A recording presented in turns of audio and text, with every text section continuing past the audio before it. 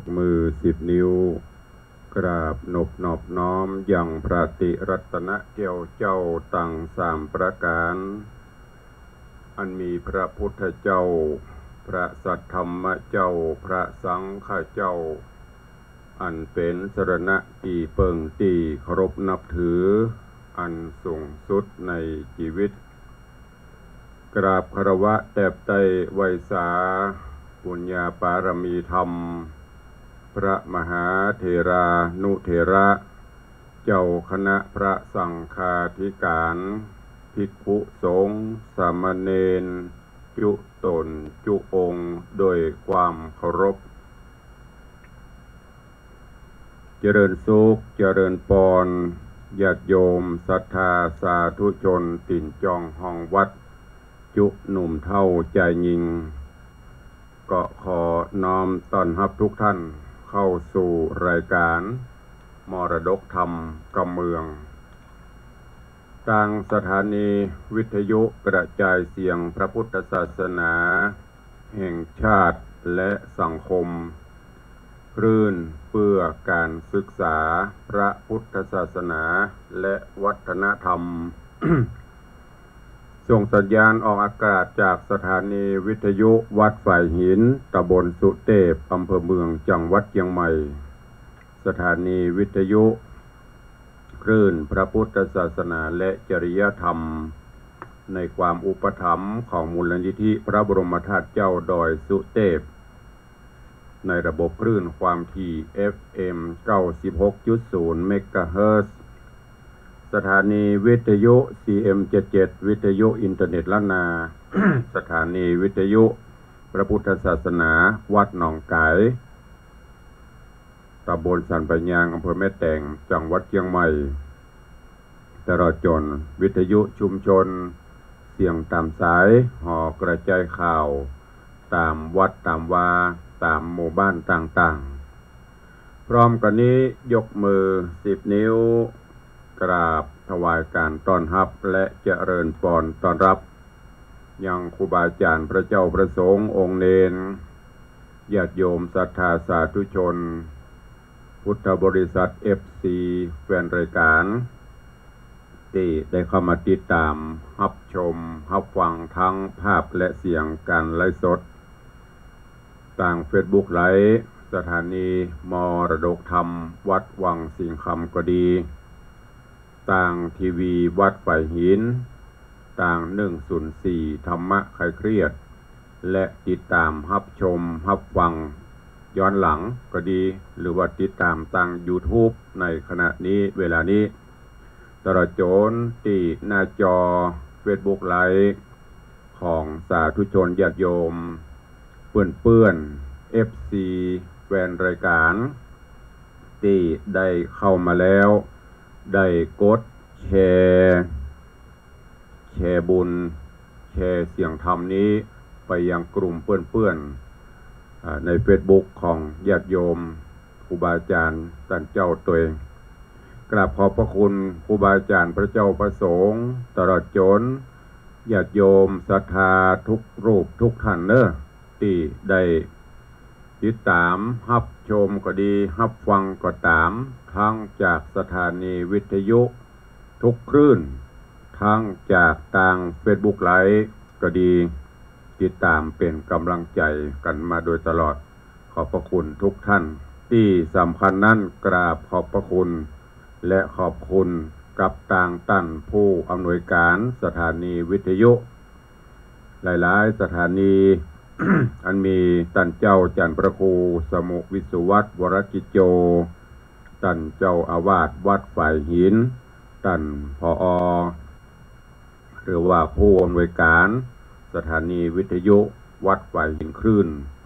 104.50 เมกะเฮิรตซ์ที่ได้ควบคุมในด้านเทคนิคได้ถวายเวลามาโดยตลอดเป็นประจำหลายปีดีดักปลายปอก็ต้องมาควบคุมทั้งด้านเสียงตั้งภาพต่างการไลฟ์สดตัว ตลอดจนตั้งขึ้น96อันมีปครูวันลบนามวงพรหมได้ ผู้อำนวยการสถานีก็ได้มอบถวายเวลาตัวเองแล้วก็หลายๆสถานีโดยเฉพาะทาง CM77 ผู้อำนวยการต้อมได้ถวายเวลามาตลอดแต่ว่าต่างคลื่นของเปิ้นนี่ความที่จะน้อยก็อาจจะได้ยินในละแวกตัวเมืองเชียงใหม่และใกล้เคียงขอบคุณทุกท่านตัว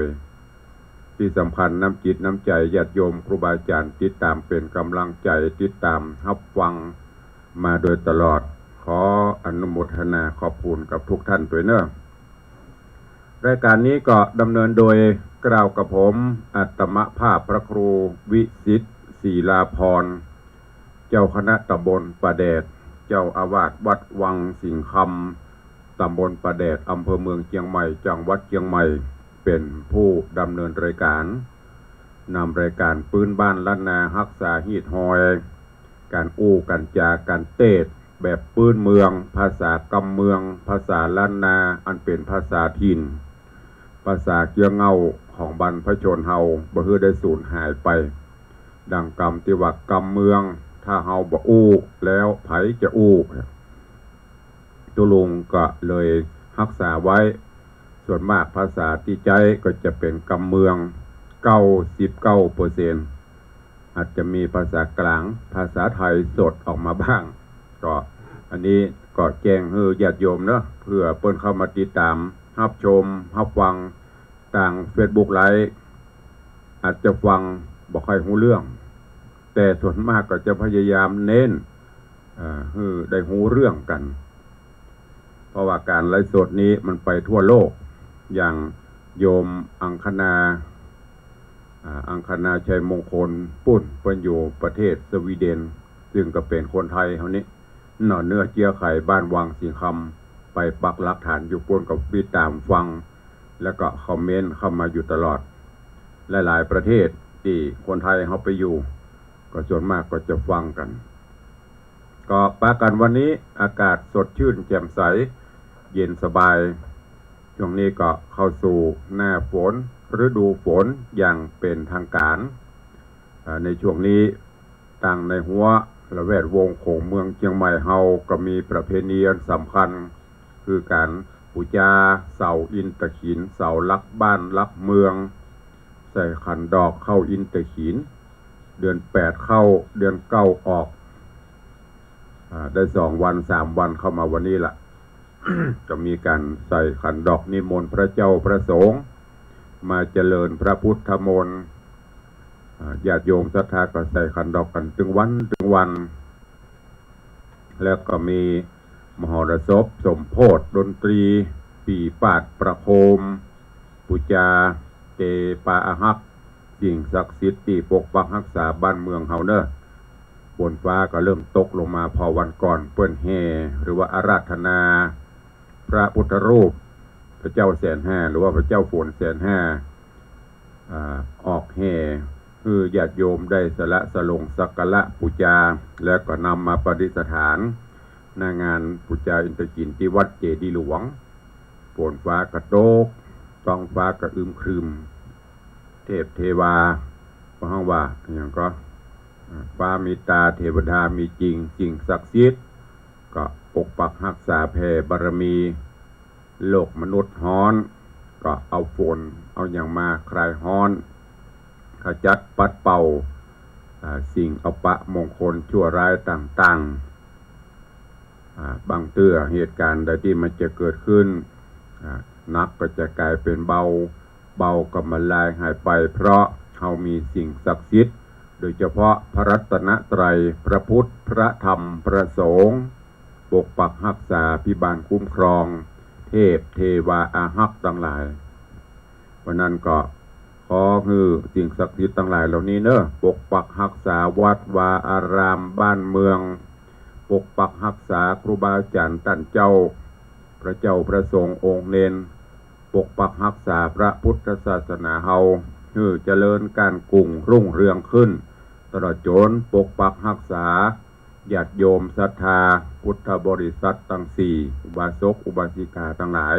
พอออกไม่ออกศรัทธาก็ได้อยู่เย็นเป็นสุขเหมือนกันทุกท่านทุกคนวันนี้ก็มาฟังกันต่อเนาะ ในเรื่องของพระธรรมเทศนาเรื่องหงส์หินได้ลำดับลำดามา ตัวหลวงได้เทศน์ให้ญาติโยมทั้งหลายได้รับฟังมาถึงผูกที่3ตอนที่1ก็เรื่องราวในตอนที่แล้วหลังจากที่โพธิสัตว์เจ้าได้กำจัดได้ฆ่ายักษ์ตายไปลูกเขยตึง6ของพญาเจ้าเมืองก็ถ้ากำบ้านเฮาพวกเฮาว่าไปเอาแน่เอาตายเถอะเอาความดีใส่ตัวเอาความชั่วเขาเปิ้นก็คือไปกราบทูลพ่อพญาว่าเป็นผลงานของตัวเก่าซึ่งยักษ์เท่ายักษ์ตัวนี้นี่โอ้มหาบดีไผ่บะมีปุญญาปารมีเกกล้าก็บ่สามารถที่จะปรามได้แต่ว่าโพธิสัตว์เจ้าได้กำจัดได้ปราบปรามอย่างง่ายดายโดยดาบสลีกันใจก็คือปัญญาของเปิ้นแต่ว่าเคยถึง6คนเขาได้ความดีความชอบเอาสิ่งเล็กๆน้อยๆมอบให้แล้วก็ไปกราบทูลพ่อพญาว่าเป็นผลงานของตัวเก่าพ่อพญาก็ได้มอบสิ่งของต่างๆแก้วแหวนเงินทองจางม้าเพื่อเป็นกำลังใจปลอบขวัญในความดีแต่จริงๆลึกๆแล้วพ่อพญาก็ยังมาตะคิดตะหว่างใจยังมางิดอยู่ว่ามันจะเป็นไปได้ก็จะเคยถึง6คนนี่เขาพอสังเกตพอถึงวันมันก็บ่ได้มีอะไรอย่างวิเศษมันก็บ่ได้มีปัญญาอะไรอย่างนัก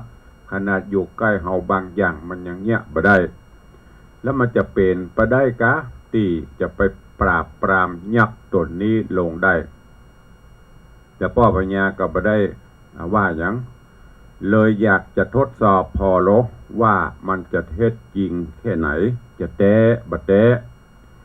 พ่อพญาก็เลยออกอุบายว่าโอ้ลูกเฮยเดี๋ยวนี้พ่อก็กึดตึงหาแม่เฒ่าแม่ย่าซึ่งได้พรากจากกันมาเมินล่ะทราบข่าวว่าอยู่ไก่อยู่ในป่าดงไพรปุ้นหมูว่าประเด็นนี้จะมีชีวิตอยู่กาจะได้กาบอกว่าพ่อก็ให้ลูกน่ะลองไปติดตามไปเสาะหากำรู้ว่าแม่เฒ่าเนี่ยจะอยู่บ้านใดเมืองใดตายละกาหรือว่ายังมีชีวิตอยู่กาก็บ่มีไผมาเล่าให้พ่อฟังสักเดือนก็จึงได้คิดหวังว่าโอ้เขาได้แม่ให้แม่ปิกมาลองไปติดตามไปเสาะพอลบเพื่อที่จะได้เอามาอยู่บ้านอยู่จองปฏิบัติปัดปู่เปิ้นกรรมนี่ละญาติโยมทั้งหลายเนี่ยสุดท้ายมาความทุกขเวทนาทั้งตีมใจผลงานของตัวไปอวดไปอ้างว่าเป็นผลงานสุดท้ายมาก็วิบากกรรมนักจะมาตกคำละทีนี้จะได้ต่อไปก็ในตอนที่แล้วมาถึงตัดที่นี่จบลงวันนี้ก็ฟังกันต่อว่าเรื่องราวของพระธรรมเทศนาพื้นเมืองเหนือเรื่องหงส์หินจะเป็นจะได้นิมนต์และเจริญพรทุกท่านติดตามรับฟังในตอนต่อไปณโอกาสบัดนี้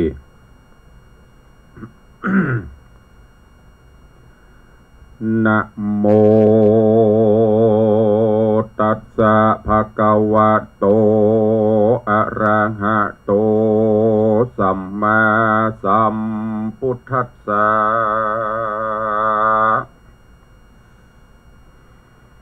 สาธุโวฟังลาโสตุจันนาสัพพุริสะตังลายตั้งยิงและใจหนุ่มเท่าตีได้ปะกันเราติดตามทอมทาดาฟังยังรัสธรรมเทศนา เรื่องหงหินลำดับมาแถมแล้วเนื้อเจ้าขอเจศรัทธาตั้งหลายหนุ่มเท่าจุงปาการติดตามเราทอมทาดาฟังต่อไปนานี้และนาอาถามหาสัตโตส่วนอันว่ามหาสัตเจ้ากันสะบวยเข้าน้ำอาหารแล้วโตนแก่นแก้วขนิ่งเติง มาล่ำเปิงเถิงมาล่ำเปิงใจว่าจักไปเล่นหมากบาแล้ววายหน้าเตียวไปสู่เวียงใจยะยองไปถึงห้องราชวังก็เพื่อหวังเล่นหมากเหมือนดังคาบล่วงแล้วเจ้าหนอเกี่ยวหันเข่าตั้ง6 คนเหล่าพี่น้องยื่นหน้าซองมาหาแล้วเจียนจะสั่งมาว่าดูราเจ้าสะหายบุญเจ้าหลายมีมากบาดนี้ความตุกยากถึงหมู่ตูขอต้านอินโดภายโพดเธอปนจากโตดภัยญาแห่งปิตาจึงเอาว่าฮือไปเสาะหาแม่เท่าจอมใจอันผีลักไปเมินมากหลายปีหากนานมาก่อนไปเสาะหาบอดใดก็จักใส่ตันตะกรรมการกระทำร้ายราดเฮือกไว้จวาดกินสีขอเจ้าผานีหมู่ข้าน้อมนาจอมหาอย่างไอยี่กาแม่เท่าใดปิกเมืองเก่าขึ้นมาจักโถมมัดนากูลต้านบอกเฮออยากกันสักประการเพื่อสุขสำลานจุสิ่งสุขล้ำยิ่งนาและนาว่าอันตะตาน้อยกาลละยามนอนส่วนพระมหาสัจเจ้าบุญมากเต้ากุมารอันเขา6 คนมาวันยื่นน้อมจุคนพร้อมกันขอเจ้าสอบบุญมากจริงออกปากเจียนจางว่าดูราหนอเต้ากำสู่เจ้ามากล่าวนั้นบ่บิดควันมาวันไวบ่ลูดไหลมันเตียงบ่บิดเบี่ยงไปมาส่วนตัวข้านี้เล็ดนาสั่งและมากึดยากบ่มีที่ลำบากสันใดการว่าข้าไปแต่ใส่ก่อนลางว่าจักไปเป่าเสียดายการใส่ใจเนี่ยเท่าพระแม่เจ้ายังมีชีวิตก็จักติดตัวไปก็จักเอามาหือใดเงี้ยวว่าอาญาไทยหากตายเสียและกาหังอันว่าข้ายินต่ำจ้าเครื่องใจแม่ข้าบ่ฮือไปก็บ่ฮู้จักไปถามนอกูมันดาก่อนเติ้นนาว่าอ่านแล้วพระนอเกวศรัทธาก็รีบไกกาคืนสู่ยังที่อยู่เฮือนโตนไว้ตามนแม่ไทยว่าข้าเดจอมใจเป็นเจ้า ข้าลูกเต้ามีใจจักเดินไพรปากวางดงด่านจ้างพนาไรเปื้อแอวไกลต่างเตดแล้วแจ้งเหตุจุประการ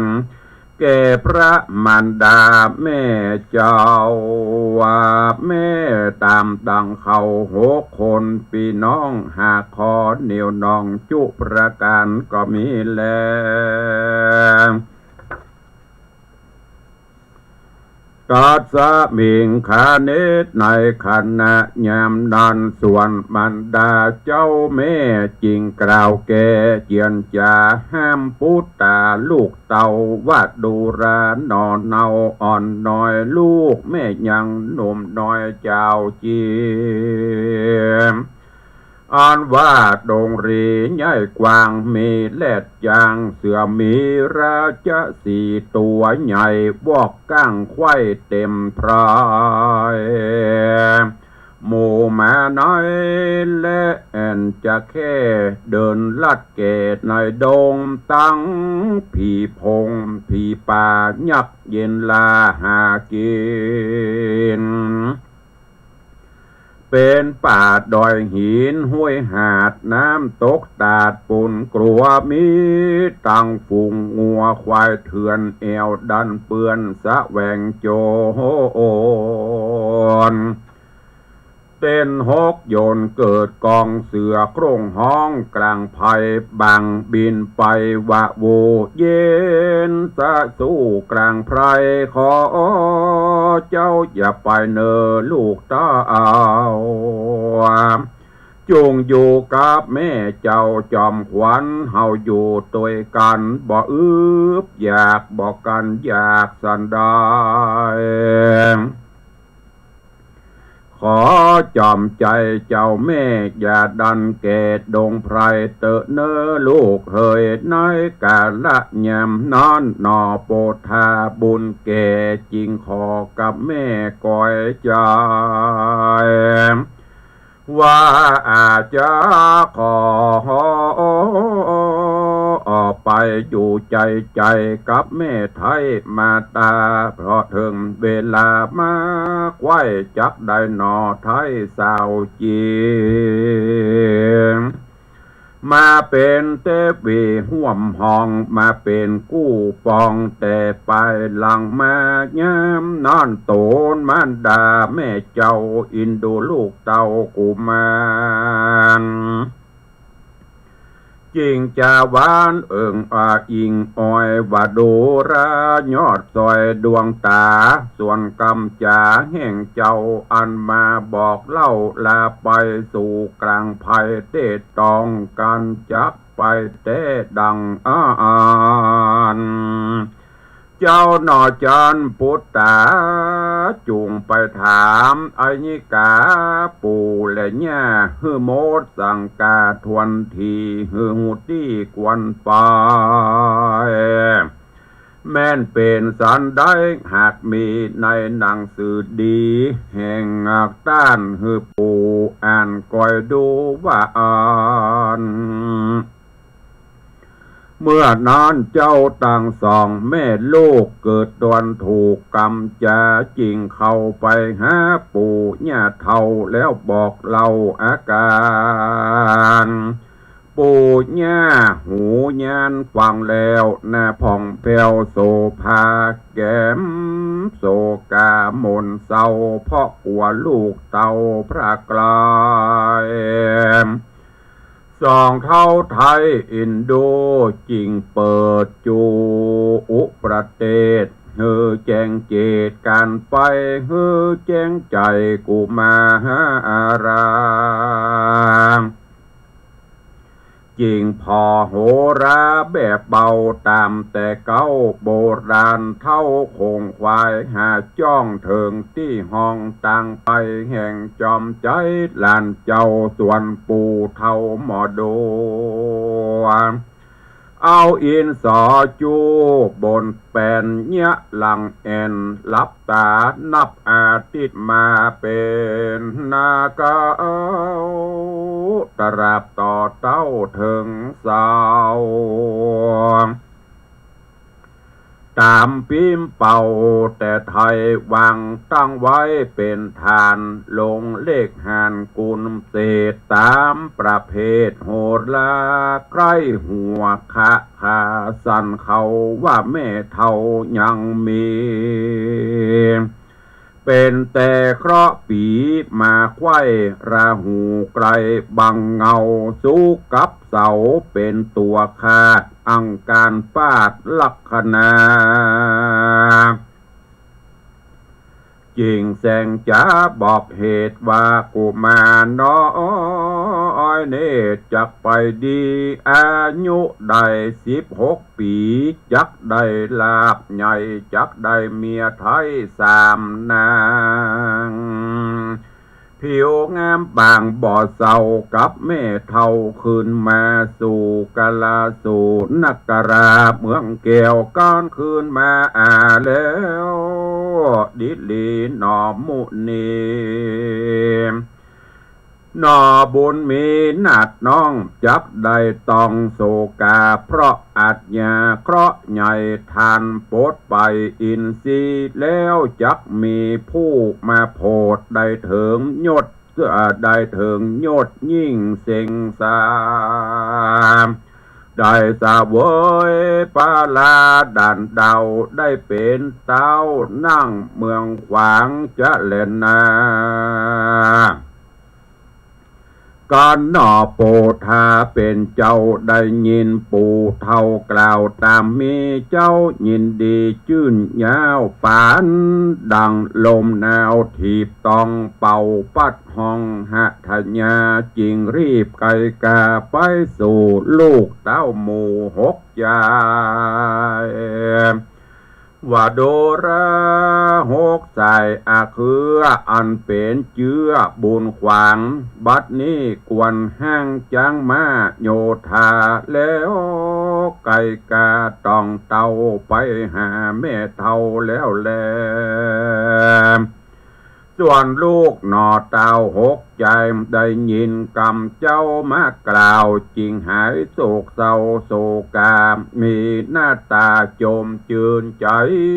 ต้องตื่นยินดีจริงไปอันโจลีขาบไว้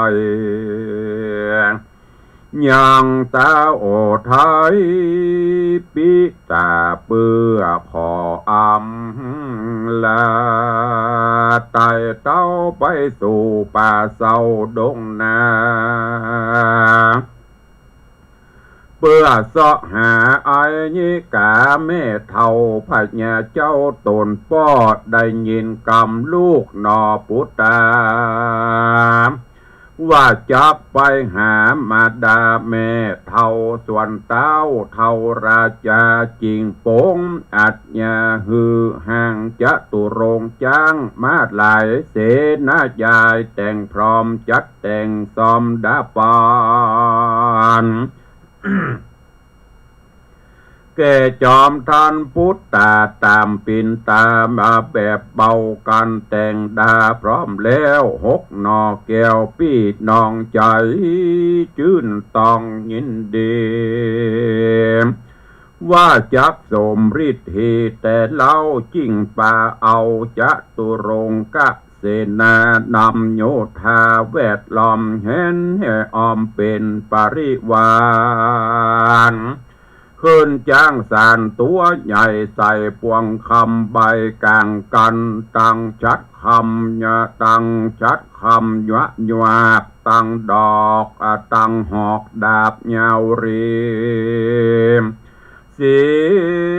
นาดมีพร่ำพร้อมตั้งดาบวักคำนานำเสด็จออกเวียงคำไปก็มีวานนั้นแหละนาโปติสัตโตส่วนปรมโปติสัตเจ้าก็ขาบเจ้ามันดาโดยอภิวันตาโนบนอประทักษิณ3 รอบธรรมดาแล้วสั่งอำลาแม่เจ้าดัง2 เท่า2 ขาก้อนสั่งอำลาแล้วก็ถือเอาดาบเกี่ยวกันใจอันอินตามอบไว้เมื่อก่อนเจ้าน้อยอ่อนเอาจะใส่ถุงแล้วก็กาดเกี่ยวไปสู่ยังที่อยู่ภาคแล้วกะตำสัญญาแก่ก้อนผาสั่งไว้จุอันเสด็จนั่งเหนือหลังผาวิเศษก็กลายกับเป็ดใจโจง ได้เกิดเป็นหงส์ตัวอาจบินสู่อากาศไปบนหงส์พายนต์เลื่อมวะวาบบินนำอำมาตย์เสนาฝูงโยธาปาริวารไปสู่สถานป่ากว้างดงด่านจางหิมมาปานพร้อมด้วยกุมารตั้ง6พี่น้องเขาลัดจ้องไพรนากังวัดนาป่าใหญ่เป็นป่าไม้นำนาฝูงสตาดหน่อยใหญ่อันอยู่ไกลหิมต่างได้ยินเสียงข้างคือดังตือและราชโยธาอาจห่มทองมาตามกองเหล่าป่าเสียงจ้างมาหิแห่นเสียงจ้างแสนสะเคียนฝูงรถเกวียนกริ่งกว่ากริ่งแกว่งนันจุแห่งดงนาฝูงมิกาลบหลีกวิเตนผีก6เนในหินในดงรีเถื่อนทำตุกตาดนามสารสลีเนื้อเบื่อมีมวลมากหมูเถื่อนหากเป็นโจมเสือกรงหุ่มอยู่ป่าเสือเหลืองล่าไปมาสีหาเมกาตัวใหญ่อยู่ขวางไข่ในโดงฝูงจ้างลงเดินล่าเล็ดอยู่ผากังแคมกะติงแกมควายเถื่อนตำแน่เปื้อนทลายเก่งฝานหลายม้วนมากเนื้อนกหากหลายพันบินตามกันเป็นหมู่จับไม่อยู่คาน ห้องเสียงหวนโกดกองโพนระดกห้องเสียงวอนนกเป็ดจอนบินลากนันตัวป่าหิมะวันบุบผาเผยเกษนาเลยหอมหืนเพิ่งเก้าเกินจมดวงต้อมไก่สอนดวงดอกบินเข้าออกโยอมดวงนายดงหลวงเหงายาอันแคว้นดาวด่านหิมมาปานดอกไม้บานเรืองเรือบานตุกเมื่อลายเหลือหอมรถเหยื่อพับป่าลมปัดกว่าไปไกลเต็มดงไพรเถื่อนทองตุกเตต้องพนารายอยู่ตั้งทะลงตามใจข้าคอยตุกใหญ่น้อยลิงลามตุกวันยามสนุกมวนเสียงเราร่วนไปมากลางดงนาป่าไม้หิมปานก็มีวันนั้นแหละนาเนติตังขีญาสังวันนาวิเศษจาห้องเหตุธรรมเทศนาโหงหินผูกทวนสามก็บังโกมสมเรศสเดชพระธรรมเทศนาเรื่องโหงหินลำดับลำดามาถึงยังผูกทวนที่3ก็จบปริปุณนังไปเรื่องราวในตอนนี้หลังจากที่ป่อพญาเจ้าเมืองไข่ทดสอบความจริงที่ลูกเขยถึง6 คนมากล่าวมาแจ้งว่าได้กำจัดยักษ์ผู้มีอิทธิฤทธิ์ปราบกำราบลงป่อพญายังบ่เชื่อเตื้อใครดูใครพอว่า มันจะเป็นความสามารถของเคยถึง6 คนแต่ก็เลยออกอุบายว่าห้องลูกเคยถึง6 คนมาแล้วก็บอกว่าลูกเขยตอนเนี้ยป่อมากึดเติงหาแม่ไม่อย่าเท่าซึ่งได้ปัดได้พรากไปอยู่ในกลางป่าพนาไรเมื่อนักแก่ละบ่ปบบ่ปะกันบ่ฮู้ว่าจะเป็นตายหายดีจะใดป่อใครหูถ้ามีป่อก็ใครเอาแม่เท่าปิกมาอยู่บ้านอยู่เมืองเฮาเอาลูกถึง6 คนเนี่ยไปเสาะหาฮือกรรมพอได้ยินเช่นนี้จุงมาเตอะหัวใจลงหล่นไปตุบอยู่ตากีนปุ่น เอาแล้วจะเนี้ยจะได้กำนี้เอานั่งเหงาซกตกย้อนกล่าวถึงโพธิสัตว์เจ้าหลังจากที่กินข้าวน้ำข้าวง่ายเสร็จก็จะไปเล่นหมากสกาตามปกติกับเคย6 คนกับลูกบ่าวลูกใจของเสนาอมาตย์เหมือนเดิมก็เข้าไปสู่บ้านสู่เมืองพอเข้าไปหันใส่เคยถึง6 คนก็ฟังจะเมียงตาพอฮะเนาะพอปะกันกับฟังเข้ามาหากันแล้วก็กล่าวกรรมเศร้าโศกโศกาในจิตในใจฮือโพธิสัตว์เจ้าได้ฟังว่าเรื่องราวต่างๆมันเป็นเช่นนี้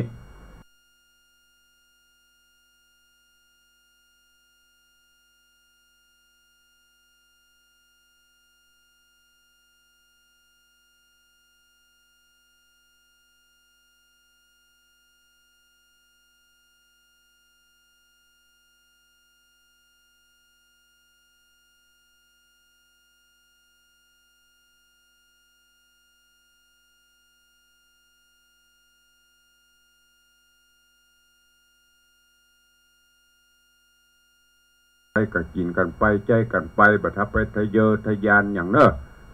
อย่างที่ได้วันนี้กำโบราณไปว่าหันเปิ่นมีบัดทับใครได้หันเปิ่นขี้ไล่จะไปดูแควน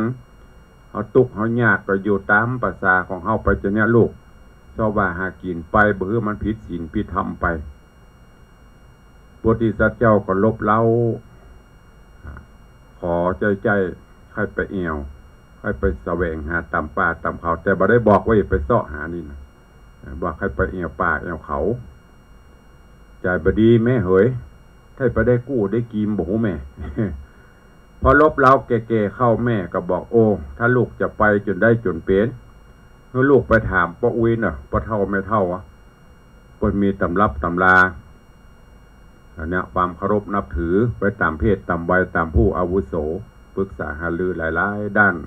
เรื่องต่างๆเรื่องบางเรื่องต่างๆที่เขาจะหูได้คนเดียวหรอกต้องประสานต้องปรึกษาโพธิสัตว์เจ้าก็ไปถามป้าอุ้ยแม่อุ้ยโดยเฉพาะพ่อเฒ่าคนแก่เนี่ยอย่างเมื่อก่อนฮีดหอบ้านเฮาจะทำอันนั่นจะขึ้นบ้านใหม่จะทำมงคลอวะมงคลเพิ่นจะไปถามตู้เจ้าเพิ่นจะไปถามพ่อจานผู้เฒ่าผู้แก่หรอกเพิ่นจะมีปักกระตืนตำหรับตำลาของเปิ้นอันนี้ก็เหมือนเดียวกันพ่อเฒ่าอัยการพ่อเฒ่าแม่เฒ่ากับมาเปิดตำหาดูเอาเลิกผ่านนาทีวันต่างๆเข้าไปบวกลบคูณหารบกองลงตัวละปดต่อพ่อเฒ่าดีใจตบขาปั๊บไข้หัวค่ะโพธิสัตว์เจ้าหันโหอุ้ยไข้หัวหยังเป็นจะได้อุ้ยอันนี้ภาษาบุญกำเมืองนะอุ้ยป้าอุ้ยแม่เฒ่าแม่หม่อนนะป้าอุ้ยก็บอกเรื่องราวว่าโอ้หลานเนี่ยประเด็นนี้จะได้ดิบได้ดีละ แต่ว่าได้ดีก็จำเมินนะจะต้องมีอย่างมาผจญแหมประมาณ2-3 เตื้อถึงจะได้เป็นเจ้าเป็นนายจะได้ปบอย่างดีๆเพิ่นก็เลยอนุญาตพออนุญาตปบก็ดีใจมาบอกแม่กับว่าอย่างตอนนี้ก็ไปบอกเคยถึง6 คนตกลงจะไปแล้วก็มาถึงกาลเวลานี้ก็ไปถึงตอนที่โพธิสัตว์เจ้าได้นำเอาเคยถึง6เสนาอมาตย์นั่งบนใบหินก็กลับกลายเป็นหงส์ทะยานขึ้นสู่ท้องฟ้าไปสู่ป่าพนาไผ่ปุ่น เรื่องราวของหงส์หินจักเป็นจะใดก้อยติดตามฟังกันในตอนต่อไปเนอะวันนี้โป่งวางไว้แต่เพียงเก้าอี้โดยเวลาอันน้อยนิดเวลาจำกัดใกล้จะหมดแล้วเนาะก็ติดตามฟังกันไปเนอะเป็นประจำถ้าตุลุงบัติดศาสนกิจบัติดกิจการใดก็จะมาพบมาปะมาเตศให้ญาติโยมต่างหลายได้รับฟังกันไปตลอดก็มีข่าวประชาสัมพันธ์ก่อนที่เราจะพบจะปะกันทักทายพี่น้องทางหน้าจอ Facebook ก็ดีทางบ้านก็ตามในวันวิสาขบูชาตรงกับวันที่3ที่จะถึงนี้เนอะก็เชิญชวนสาธุชนปออกแม่ออกศรัทธาญาติโยมเราได้เตรียมกายเตรียมตัวเตรียมใจประพฤติวัดปฏิบัติธรรมกันเนอะเป็นกรณีพิเศษหน่อยก็คือพิเศษกว่าถึงวันนี้เถอะถึงวันเราไหว้พระนพธรรมสวดมนต์กันอยู่แล้ว แต่ว่าวันวิสาขบูชาเป็นวันสำคัญของพระพุทธศาสนาเราก็รณรงค์เชิญชวนทุกท่านได้นุ่งขาวห่มขาวตลอดวันเนอะวันที่3นั้นตลอดวันส่วนกิจกรรมมันสำคัญก็จะมีประเพณีเตียวขึ้นดอยสักการะร่วมกันถวายน้ำส่งพระราชทานพระบรมธาตุเจ้าดอยสุเทพเนอะคืนวันที่2วันที่2ตั้งแต่เมื่อไงเด้อคนเฒ่าคนแก่ก็จะเตียวกันตั้งแต่เมื่อไงส่วนวัยรุ่นหนุ่มสาวเพิ่งก็จะขึ้นกันในภาคค่ำตลอดวันค่ำคืนหุ่งเนอะจนไปเล่งแจ้งเจ้าวันที่3อันเป็นวันวิสาขบูชาการนี้ต่างวัดพระธาตุเจ้าดอยสุเทพร่วมกับต่างส่วนราชการจังหวัดเชียงใหม่คณะสงฆ์จังหวัดเชียงใหม่จะเชิญชวนทุกท่านร่วมกิจกรรมนี้โดยทั่วกันในส่วนของตุลุงในวังก็มีข่าวมาแจ้งให้ญาติโยมสาธุชนทั้งหลายตะวาก็แจ้งไปกำละตั้งคืน96เฮานั่นก็คือปีนี้ตุลุงก็จะมีอายุครบเสยิด60 ปีเท่ามันนะแกละค่อนมาละปีนี้จะครบรอบ60 ปี5รอบ12/5/60ในเดือนสิงหาคมที่จะถึงนี้ซึ่งในปีนี้ก็จะได้จัดกิจกรรมต่างๆหลายอย่างตัวหนึ่งในนั้นก็จะมีการจัดพิมพ์หนังสือเป็นกำไว้กำษาหนังสือประวัติวัดประวัติวาเพื่อที่จะเอาไว้เป็นอนุสรณ์เป็นที่ระลึกและมอบให้ญาติโยมตัวเองซึ่งพิมพ์หนังสือก็ดีสังฆทานอย่างต่างๆที่เขาจะได้ขอเมตตาญาติโยมช่วยกันเนอะดังที่เขาได้ปฏิบัติมาทุกปีกุปีก็จะมีการถวายทานต้นเงินต้นทองต้นเพชรเพื่อสมทบกองทุนนิธิวิสิตศิลาภรณ์ในการพัฒนาวัดในการจ่ายกองทุนต่างๆปีนี้ก็จะมีเพิ่มมาก็คือการพิมพ์หนังสือ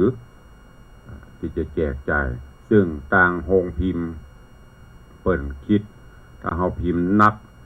ราคามันก็ถูกถ้าพิมพ์น้อยราคามันก็แพงก็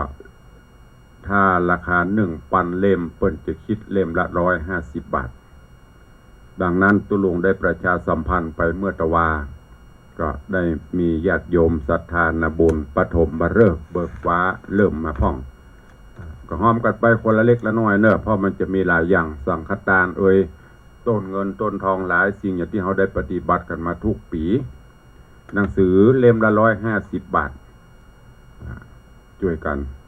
ก็มีเจ้ามูลศรัทธาโยมแม่บุญบันสันทรายร่วมทำบุญ2 เล่มโยมแม่ปราณีพยัคฆหพลหนองแต้น4 เล่มแล้วก็ตะวานี้ก็มีโยมป่อสุพินโยมแม่ทองใบเมืองพลอยแล้วก็มีโยมประพังกรโยมวิภาลักษ์เด็กชายปองคุณเมืองพลอยได้มาร่วมโยมแม่เสียงจันทร์ทาเขียวบ้านห้วยหากไม้ดอยหล่อมาร่วมทำบุญถวายส่วนตัวตุลุงก็เอาเป็นก้านหนังสือเนาะจำนวน8 เล่ม ตอนนี้ปฐมฤกษ์เบิกฟ้ากำลังมาละ14 เล่ม14 เล่มค้างแหม900 กว่าเล่มก่อนเนอะเชิญชวนทุกท่านเล่มละ150สังฆทานอย่างตุลุงก็จะกู้ก้อยประกาศไปเพราะต้องเตรียมการไว้ปีนี้เป็นปีที่จะจัดสืบโหราชตาในโอกาสครบรอบ60 ปีวันที่21 เดือนสิงหาคมพูดก่อนแต่ก็ช่วยกันไปก็เลยแจ้งให้ญาติโยมทั้งหลายเพื่อจะได้กึศใจได้ควายใจตั้นเติงจะร่วมกุศลกับตุลุงก็ตามจิตเจตนาเนอะทั้ง FC ทางหน้าจอ Facebook ไลฟ์ทั้งจากทางบ้านทางจองตัวเองก็ขออนุญาตได้ไปตักทายพี่น้องญาติโยมศรัทธาครูบาอาจารย์ที่ได้เข้ามาติดตามรับชมรับฟังทางหน้าจอ Facebook ไลฟ์ก็ขอบพระคุณทุกท่านตัวเองเจริญปอนโยมสรินทิพย์บุญเลิศเนอะน้อมกราบไหว้สาธุเจ้าเจริญปอนปิอายุทธนาจังซอห่างโดงเนอะกราบไหว้เจริญปอนตัวเจริญปอนโยมปินันล่าปินันจรันปิยะจันบ้านดอยซิวซึ่งก็เป็นผู้อุปถัมภ์วัดวาอารามวัดวังสิงห์คำมาโดยตลอดน้อมกราบไหว้บารมีธรรมของหลวงพ่อเจ้าพระครูเดี๋ยวก่อนเนาะเดี๋ยวค่อยโทรนะแม่เนาะเดี๋ยวตุลุงขอตักตายพี่น้องศรัทธาทางบ้านทางจองกันเดี๋ยวก่อนเนาะเดี๋ยวรอสักกำเนาะเดี๋ยวค่อยโทรเข้ามาเดี๋ยวมันจะขาดตอนกราบถวายความเคารพด้านหลวงพ่อเจ้าพระครูสถิตเจติยรักษ์ด้านเจ้าคณะตำบลแม่แฝกเจ้าอาวาสวัดเจดีย์แม่ครัวเจริญปอนโยมอัญชลีพี่อัญชลีคำกิติสาธุเจ้าเจริญปอนคุณโยมชนจันทร์ซอนคำเนอะกราบไหว้เจ้าเจริญปอนเจริญปอนโยมจันทร์สายแปลงหลวงสาธุเจริญปอนคุณโยมปิณายิโสมเตปินปิณายิโสมเจ็ดสีสาธุไหว้ปารมีธรรมเจริญปอนปิณาเนอะปุถหันเปิ้นไปว่าเป็นพิธีจารย์งานหลวงปู่วัดอย่างก็ห้วยส้มเปิดเปลี่ยนท่าหลวงปู่หันเปิดไลฟ์สดอยู่ก็ขอบคุณกับเป็นอ่านเนอะเปลี่ยนตึงกำลังใจติดตามกันมาตลอดเจริญปอนโยมแม่ปราณีพยัคฆ์ไคหาโพนสาธุเจ้าเจริญปอนแม่ตัวเนอะเจริญปอนโยมปีแสงล่าแก้วมาลีเจริญปอน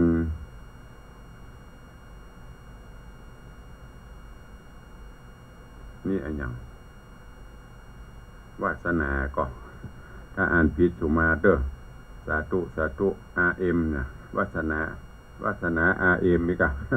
อย่างตุลุงบอกเป็นภาษาอังกฤษตุลุงก็พยายามจะอ่านพยายามจะลัดแต่ไม่อาจจะบรรทุกก็สุมาอภัยไว้ก่อนเนอะเจริญปอนคุณโยมสุรัตน์เสาคำโยมตู่ไหว้ครับผมเจริญปอนนะน้องคนเดิมกราบไหว้เจ้าสาธุเจริญปอนเจริญปอนโยม กรอโยมแม่ทองคำที่บงคำกราบสาธุเจ้าเจริญปอนคุณโยมลักษณะเกตดีกราบไหว้เจ้าเจริญปอนโยมแม่จันดีวิสุทธินันกราบไหว้เจ้าสาธุเจริญปอนกับโยมแม่เนอะเจริญปอนโยมแม่ดาวันคำวังน้อมกราบไหว้สาธุเจ้าเจริญปอนคุณโยมวาลีอินทกูลกราบไหว้เจ้าสาธุเจริญปอนโยมเพชรกราบไหว้สาธุลูกเจ้าสาธุเหมือนกันเนอะเจริญปอนโยมปราโมทย์แม่นนะกันเนาะเพิ่มเจกะประนอมกะอ่านตามบอกค่อยดีประนอมกระประโมทย์มันถูกมาเถอะถ้าผิดเนาะอย่างตุลุงบอกนั่นนะกราบนมัสการสาธุตุลุงเจ้าให้ประนอมกะประนอมประโมทย์อันอย่างที่ตุลุงบอกนะพยายามพิมพ์ตัวไทยนะดีที่สุดล่ะเห็นหน่อยไปเป็นฝรั่งกันหมดอ่ะ What is your name My name is Visit อีกอ่ะ อันนี้มันจำได้จะมา เป็นนักเรียนแล้วเนอะเดี๋ยวนี้ประจำละเจริญปอนท่านรองวันเพนเนอะสาธุเจริญปอนยำเจ้าปนไปใส่ขันดอกยิ้ม เจริญปอนโยมสมทรงสิทธิตาเจริญปอนโยมท่านด็อกเตอร์อุดมศักดิ์คำปวนสาธุโอ้วันนี้เข้ามาติดตามรายการสาธุขอบคุณทุกท่านตัวก็ได้ตักพ่องตักถูกพ่อง ตักบัถูกพ่องต้องกราบประทานอภัยขอสุมาอภัยแต่ที่แน่ๆขอบใจทุกท่านเข้ามาเป็นกำลังใจติดตามรับชมโดยเฉพาะชื่อถ้าเป็นภาษาอังกฤษยมชิดชบาอันนี้พอจะสะกดได้ก่อน CHID มื้อนี้อ่านเป็นตัวนี่อ่านได้นะแต่ถ้ามาผสมละไม่ได้ละลืมไปละถูกพ้องบ่ถูกพ้องเป็นอย่างเด้อขอบคุณทุกท่านทุกคนตัวเองเดี๋ยวเวลาแถมน้อยเดียว1 นาทีถ้าหางไปนักทางบ้านมาดึงมีใครอู้หลายตะกี้อีเมย์อย่างตัวเล่สดเข้ามาเพราะว่าอาจจะเพื่อเหลือได้อยู่เวลาแถมสัก2 นาทีเดี๋ยวท่านผอ.เพิ่นจะทดเวลาบัตรเจ็บเมื่อตัวใครจะอู้ตัวตุลุงเข้ามาเด้อทางบ้านหรือญาติโยมที่เฟซในเฟซใครอู้ตัวก็โทรเข้ามาเจริญปอนโยมแม่สุภาว่าใดรัวเลยบัจเจ้ขายเนาะแม่เนอะคือร่วมเป็นเจ้าภาพบัจเจ้ขึ้นมาปูจาน่ะแม่จะเอาเล่มนึงช่วยกันไปคนเล่ม2 เล่มอันนี้เป็นกล้าสนับสนุนบำรุงค่าพิมพ์เจ้าเอาใจว่านะกันโอ้ยแต่มีตั้งใจแม่ใจบาตรขึ้นมาประเดี๋ยวนี้กำลังได้ฟังนี่โยมแม่สุภาอุปนานเนาะหนึ่งเล่มเนาะเดือนสิงหาแต่ก็จะต้องพิมพ์ก่อนแล้วก็จะเอาไปมอบให้เพิ่นถ้ามีโอกาสก็เพิ่มเติมได้ตลอดนะแม่เนอะสาธุขอบคุณโยมแม่สุภาอุปนันท์ร่วมเป็นเจ้าภาพพิมพ์หนังสือ1 เล่มสาธุก็ช่วยกันไปคนละเล็กคนละน้อยเนอะมีแหมก็ซักสายทดเวลาทางคลื่นทางวิทยุทาง Facebook นี่มีปัญหาเดี๋ยวปนกายปนกลับไปจิบมีกันปนก็อยู่ไปกู้กันไปแต่ทางสถานีต้องมีเวลาเดียวรายการอื่นเพื่อจะเข้านี่คงจะเป็นการถ่ายทอดข่าวจากส่วนกลางพอจะทดเวลาได้ทางบ้านทางจองมีก็ปออุ้ยแม่ป้าญาติโยมศรัทธา FC ที่ฟังจากวิทยุมีสายเดียวปกลก3 สายยังบ่ถึงพระพุทธพระธรรมพระสงฆ์มีแม่สุภาอุปนันท์สายเดียวนับวันก็หายลงพินาที่สมว่าได้เปิ้นโทก็เปิ้นบัดโทก็จมบัดจมไทยโทก็ตามบัดโทก็ตามหมดเวลาเดี๋ยวตุลุงก็ไปละแม่ศรีสังวานยายเพลินว่าจะรวยแต่เจ้าท่านพระครูฟังวันนี้ฟังวิทยุมาได้ฟังทางเฟซดีละฟังตั้งใดก็ได้สาธุอนุโมทนาแม่ศรีสังวานพุทธจันทร์ยายเพลินเพื่อนเกษตรในเฟซมาได้ฟังทางวิทยุเอาแล้วเนาะขณะโทษเวลาบาดเจ็บภัยก็ตื้อแยบบัดตีสักคนดักปิ้งบินไว้ดักจื้อกื้อมันหรือฟังธรรมหมดเวลาพอดีขอนำรายการจากผู้คนไปก่อนปะกันใหม่วันต่อไปเนอะกราบขอบพระคุณทุกท่านติดตามรายการมาโดยตลอดแล้วก็ขอบคุณท่านผอ.หรือว่าท่านผู้อำนวยการทุกสถานีโดยขอความสุขสวัสดียงบังเกิดมีกับทุกท่านเนอะอยู่ดีมีสุขอายุมั่นขวัญยืนเจริญไปด้วยอายุวันนะสุขะพละเหมือนกันจุตนจุองค์จัตตาโรธรรมาวัตันติอายุวันโนสุขังพลัง